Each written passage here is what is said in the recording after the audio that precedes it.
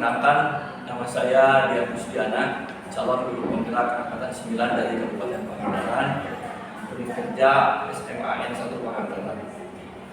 Saya di sini akan mewawancarai dari Kepala Sekolah SMKN 1 Padaherang, Bapak Haji Melino SPD NPD, yaitu tentang wawancara pengambilan keputusan berbasis nilai-nilai kebajikan sebagai pemimpin. Bapak sehat? Alhamdulillah, berkat Bapak Dian, Bapak sampai sekarang masih sehat. Saya juga sehat Pak Amal. Begini Pak, saya mau memberikan pertanyaan kepada Bapak tentang pengambilan keputusan sebagai seorang pemimpin, terutama ke nilai-nilai kebajikan, yaitu ada dilema etika dan rujukan moral. Ini Pak, yang pertama Pak, begini. Selama ini bagaimana Bapak dapat mengidentifikasi kasus-kasus yang merupakan dilema etika atau rujukan moral? Terima kasih Pak Dian. Dengan pengalaman saya memimpin di lapangan, tentu banyak sekali dinamika-dinamika yang terjadi. Namun demikian, sebagai seorang pemimpin tentu harus mengambil keputusan, terutama dilema-dilema yang ada di lapangan. Sebagai seorang pemimpin tentu harus mengambil keputusan secara tepat, sasaran, dan tentu tidak ada implikasi ke depannya yang negatif. Sehingga kondusifan di lapangan dengan keputusan yang diambil oleh seorang pemimpin itu betul-betul untuk semua pihak, sehingga proses pembelajaran terutama di sekolah itu berjalan dengan kondusif, dan ada satu etika seperti itu. Terima kasih Bapak atas tanggapannya tentang mengidentifikasi kasus-kasus dilematika atau rujukan moral. Nah, yang kedua Bapak, ini selama ini bagaimana Bapak menjalankan pengambilan keputusan di sekolah Bapak, terutama kasus-kasus di mana ada dua kepentingan yang sama-sama benar atau sama-sama mengandung nilai kebajikan. Seperti tadi sudah saya jelaskan di awal bahwa di lapangan tentu ada dinamika yang harus diputuskan berkaitan dengan misalnya dua permasalahan yang tentu ini semua-sama baik. Langkah yang saya ambil tentu memanggil stakeholder yang berkaitan dengan anggap saja kasus atau permasalahan tersebut. Kita musyawarahkan, kita dengar pendapat dari bawah maupun dari rekan-rekan yang terkait di kasus tersebut. Masukan-masukan tersebut tentu menjadi referensi buat saya pada saat nanti mengambil keputusan. Ini sangat baik sekali karena tidak semua pemimpin itu keputusannya kadang-kala memang dengan cepat, tapi kadang-kala tidak tepat. Maka dari itu istilahnya kita tetap memanggil untuk membicarakan keputusan apa yang akan kita ambil sebagai bentuk kekondusifan nanti pada saat menjadi keputusan. Artinya harus betul-betul ada referensi dari teman-teman yang terkait di permasalahan. Sehingga keputusan ini nanti setelah saya ambil berarti menjadi keputusan bersama yang bisa dipertanggungjawabkan juga oleh semua. Terima kasih Bapak, berarti Bapak mengambilnya ada referensi dulu dari teman-teman dari guru ya Pak ya? Betul. Selanjutnya Bapak yang nomor 3, langkah-langkah atau prosedur seperti apa yang biasa Bapak lakukan selama ini, langkah-langkahnya sendiri? Di samping tadi misalnya ada hal-hal yang harus saya putuskan, tentu ada referensi dari teman-teman, juga tetap saya tidak lepas dari pimpinan, misalnya dari KCP kita konsultasi, atau dengan teman sejawat, misalnya dengan para kepala sekolah yang ada di minimal di Kabupaten Pangandaran dan KKS, sehingga segala permasalahan tersebut terutama pada saat mengambil keputusan tersebut semuanya ada dalam keadaan mendukung ya, karena kebijakan sebagai seorang pimpinan bukan hanya imbasnya di satuan pendidikan tersebut, tapi juga akan melebar ke semua leading sektor, lingkungan kabupaten, KCD, bahkan yang lebih luas mungkin dinas pendidikan provinsi. Apabila ini keputusan ini tidak tepat, jelas ini akan menjadi hal yang kurang baik untuk keputusan tersebut. Saya mengerti Pak, berarti Bapak mengambil keputusan bukan hanya dari rekan sejawat dari sekolah tersebut, tapi ada juga dari para kepala sekolah yang lain. Sampai ke KCD. Betul. Karena alhamdulillah setelah SLTA atau kami dikelola keseluruhannya oleh provinsi, jelas di tahapan-tahapan ini harus kita tempuh, bukan hanya keputusan di satu sekolah tersebut, karena imbasnya akan melebar baik itu ke KCD, ke provinsi dan seterusnya. Alangkah lebih baiknya apabila memang kita ini sifatnya akan melebar kemana-mana, tentu referensi dari teman-teman bukan hanya SMK malah yang sudah kami laksanakan itu yang SMA jika masih satu kesatuan di dinas pendidikan. Alhamdulillah sampai saat ini di kami itu selalu pada saat pertemuan di samping agenda-agenda yang juga ada agenda-agenda yang memang perlu ada musyawarah untuk kebaikan bersama. Pak, yang berikutnya Pak nih, yang keempat, hal-hal apa saja yang selama ini Bapak anggap efektif dalam pengambilan keputusan pada kasus dilema etika? Betul kamu. Ya. Nah, ini kasus-kasus di dilema di etika terutama ya. Etika terutamanya sebagai satu contoh lah ya, misalnya sekarang ada program CGP calon guru penggerak. Nah, ini menjadi program dinas pendidikan pusat atau Kemendikbud. Ini dari rekan-rekan guru, bukan hanya PNS tapi juga kami dorong untuk mengikuti program tersebut. Nah, berkaitan dengan etika ini, tentu ini motivasi buat mereka.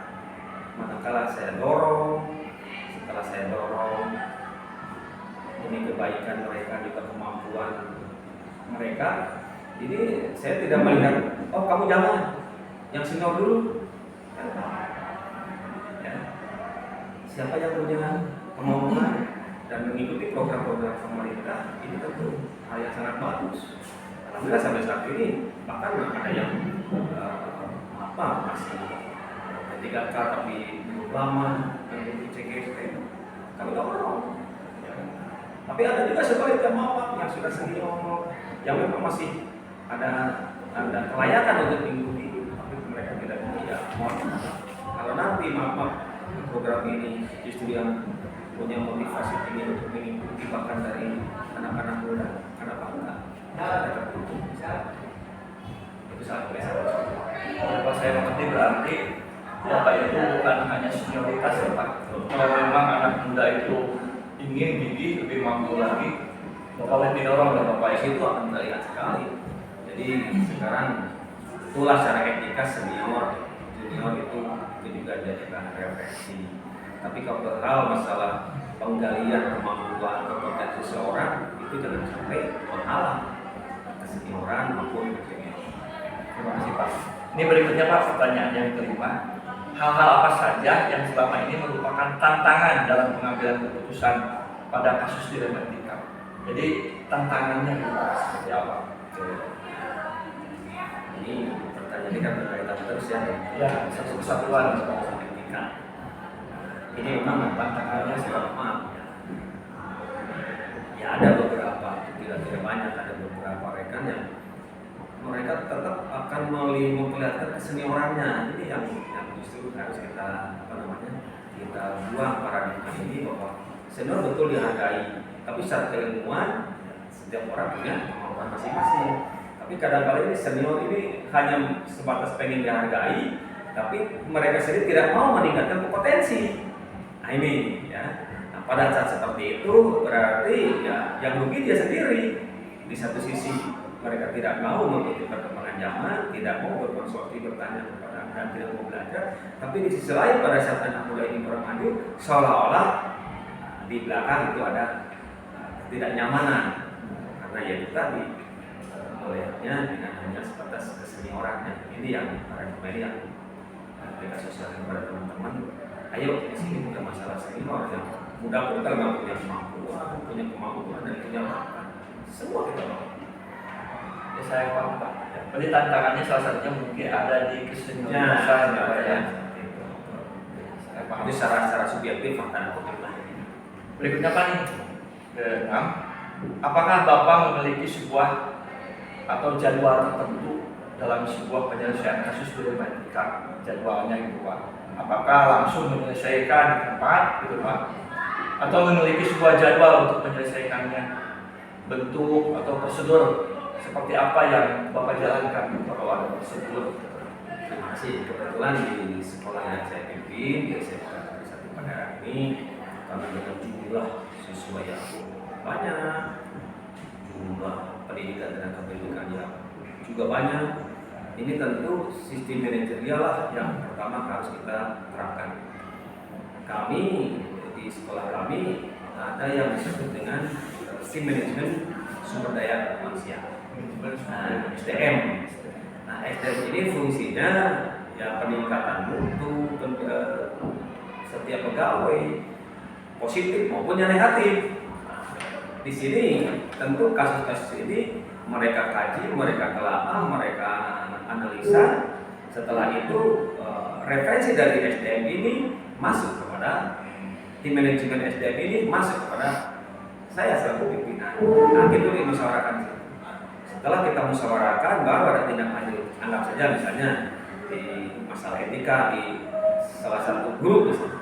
Nah, maka setelah ada masukan, setelah musyawarahkan, saya dengan pimpinan dengan tim manajemen SDM, baru kita kasih studi kasusnya kita perlu. Yang bersangkutan kita perlu. Itu dengan sudah ada tahapan-tahapan yang melalui proses musyawarah tadi, sehingga tidak bertele-tele, tidak lama, sehingga tidak berkembang kemana-mana. Ada studi kasus secara etika maupun secara moral terhadap itu langsung kita nanti yang menangani antara pimpinan dan langsung dengan pihak manajemen SDM.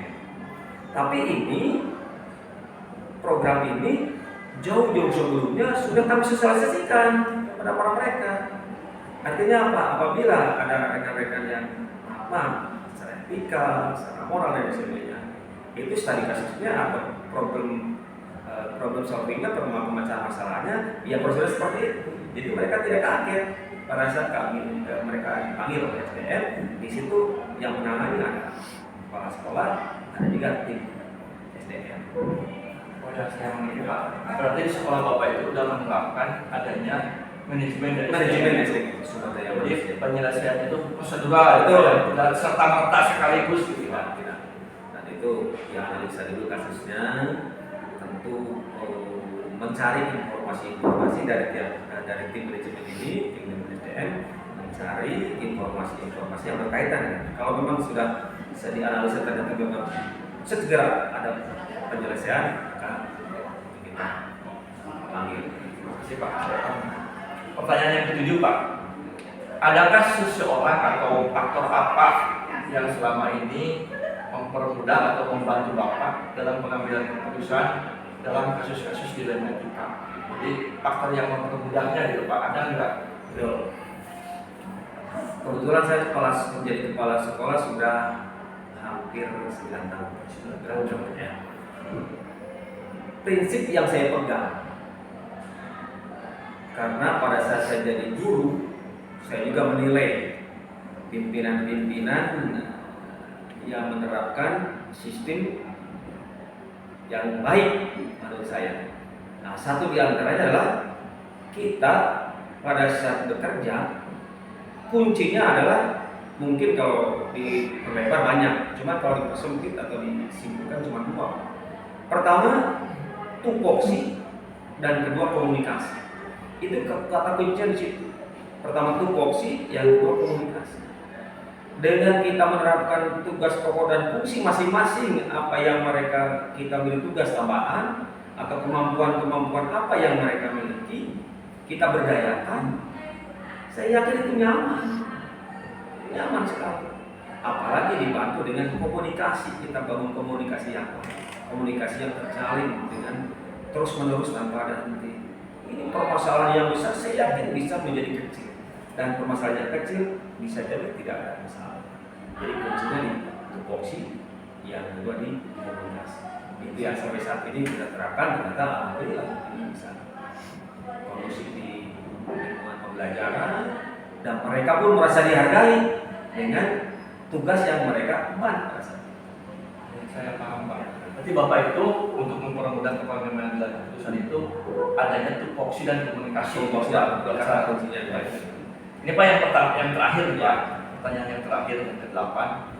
Dari semua hal yang telah disampaikan, pembelajaran apa yang dapat Bapak petik dari pengalaman Bapak mengambil keputusan dilematika? Pembelajarannya dilematika itu seperti apa gitu? Betul. Pembelajaran yang bisa saya ambil, kalau di keputusan betul seorang pimpinan harus mengambil kebijakan secara tegas dan tepat. Tapi pada saat proses keseharian, seorang pimpinan justru harus terjun ke bawah. Terjun ke bawah berbaur. Kita seolah seperti kita ajak mereka seperti teman, kita ajak seperti sahabat, sehingga mereka tidak canggung dengan kepala sekolah bisa bergaul dengan mereka. Kita justru kepala sekolah sendiri yang mendekatkan kepada mereka. Maaf, bukan hanya kepada setingkat bahkan kepada guru, saya kepada TU, bahkan kepada sampai caraka atau petugas kebersihan pun kepala sekolah terjun ke bawah, ngobrol. Anggap saja mungkin Cik Basuna mengarah dulu. Di situ akan muncul apakah keluhan-keluhan, keinginan-keinginan, harapan-harapan. Bahkan mungkin saya terbuka sekali kritik-kritik. Apa yang menjadi keluhan bagi mereka? Ayo sampaikan. Sehingga saya tahu persis di lapangan itu bagaimana kejadian-kejadian apa yang ada di lapangan. Bukan hanya menerima informasi dari salah seorang yang tentu tanda kutip bisa saja informasi itu akan salah, sesat dan menyesatkan. Tapi yang paling baik istri yang saya rasakan, saya terjun ke masing-masing stakeholder semua tingkatan, dari mulai dari Bapak Ibu, bahkan kepala sekolah harus sering terjun ke ruangan guru, ngobrol bareng. Tidak boleh tunggu malam. Misalnya ada makanan, kita makan bareng. Kok tidak akan menurunkan harga diri martabat seorang kepala sekolah. Justru mereka akan seolah diaku, seolah mereka itu pimpinan, ternyata itu menilai mereka. Yang saya rasakan seperti itu. Sehingga pada saat kita menyelesaikan masalah, mereka pun tidak sungkan. Hasilnya herang saya bukan aku. Ya, terima kasih Pak. Berarti Bapak itu yang diambil pelajarannya itu turun ke bawah ke setiap stakeholder ya, bukan hanya ke guru, tapi sampai ke TU supaya penjaga sekali sampai mencegah. Terima kasih Bapak sudah meluangkan waktunya. Mohon maaf apabila mengganggu. Terima kasih juga Pak Dian. Pak Dian sekarang dalam proses CGP. Tentu ini walaupun Pak Dian maaf bukan satu kantor dengan saya, tapi saya memotivasi sekali. Silakan Pak Dian ikut. Selamat.